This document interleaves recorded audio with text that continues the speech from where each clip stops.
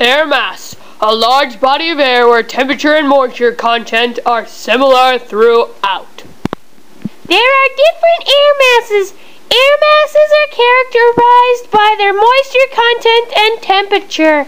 The area where it forms are source regions, the blobs. There are many types of air masses which is associated with a particular source region. Cold air masses are the blue masses. They influence most of the cold weather in the U.S. The continental polar CP brings extremely cold weather to the U.S. and in the summer it brings cool and dry weather. The maritime polar MP air mass that forms over the North Pacific Ocean is cool and very wet. It brings rain in the winter and cold foggy weather in the summer.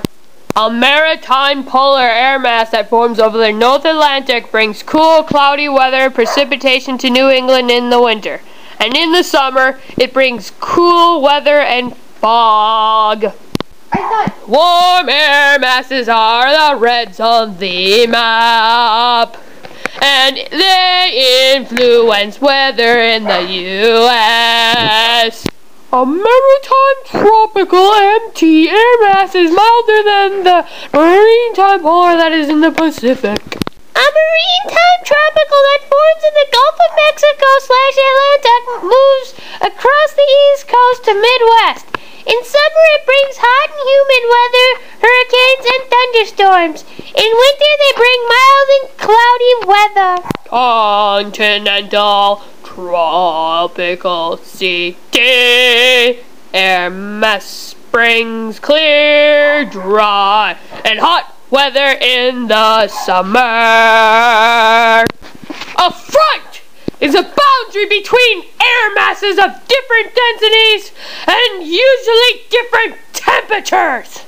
There are 4 fronts: cold front, warm front, an included front, and stationary front.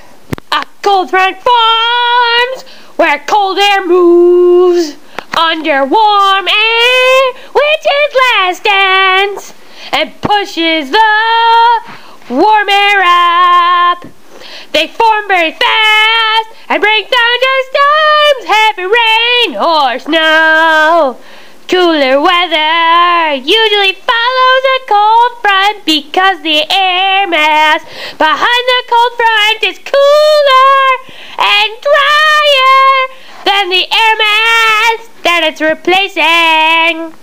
A warm front forms where warm air moves over cold, denser air. In a warm front, the warm front gradually brings drizzly rain and is followed by clear and warm weather. An occluded front forms when warm air mass is caught between 2 colder air masses. The coldest air mass moves under and pushes up the warm air mass.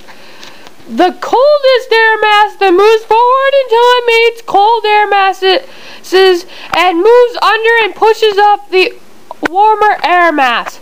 Sometimes the 2 colder air masses mix. An occluded front has cool temps and large amounts of snow. A stationary front forms when a cool air mass meets a warm air mass. In this case, however, both air masses do not have enough force to lift up the warm air mass over the cold air mass. So the 2 air masses remain separated. This may happen because there's not enough wind to keep the air masses pushing against each other.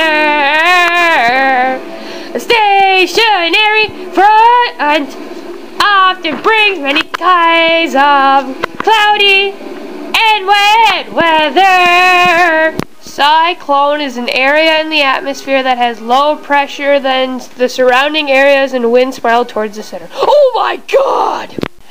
Anticyclone is the rotation of air around a high pressure center in the direction opposite to the Earth's rotation. As the air in the center of the cyclone rises, it cools and forms clouds and rain. The sinking air of the cyclone it cools and forms clouds of rain. In an anticyclone, the air sinks. As the air sinks, it gets warmer and absorbs moisture. The sinking air in an anticyclone brings dry, clear weather.